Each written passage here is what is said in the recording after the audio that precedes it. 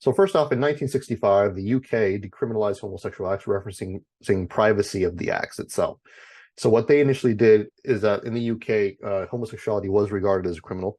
So you can go to jail for that.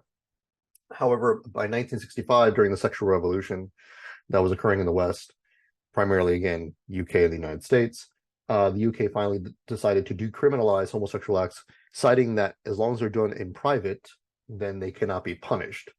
That said, this sort of reasoning is remarkably similar to the Islamic position regarding privacy, in that zina can't necessarily be punished unless it's admitted to or it's witnessed by other people.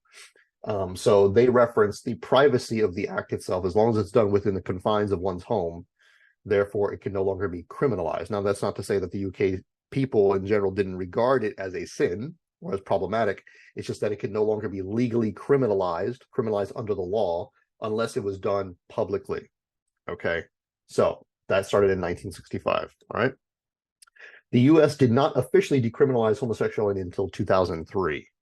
So much later, in fact, even though they went through a very similar sexual revolution, but because of more conservative elements with the United States, because there's a huge Christian bloc here, especially in the South. So the US did not officially decriminalize homosexuality until 2003. Okay, so because a number of states, based on the fact that there's a different governing structure here, so you have a parliamentary structure in the UK. In the United States, it's what we call a federal and state structure, in the sense that states or provinces have their own forms of autonomy, in which they can actually enact their own laws on a personal level, as long as it doesn't contradict the federal government.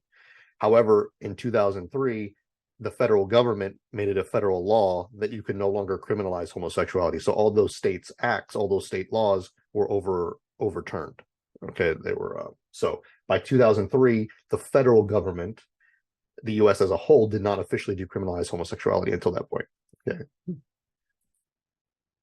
So the UK didn't legally recognize same-sex unions until 2005, even though it regarded homosexual acts as decriminalized in 1965. It did not regard same-sex unions or same-sex marriage, quote unquote, until 2005. Okay. The US didn't legally recognize same-sex unions until 2015, which is also relatively new. And when it comes to transsexualism or transgenderism, the UK officially stated in 2002, only in 2002, very recent as well, that transsexualism is not a mental disorder, whereas prior to that, it was regarded as such. Transgenderism, transsexualism.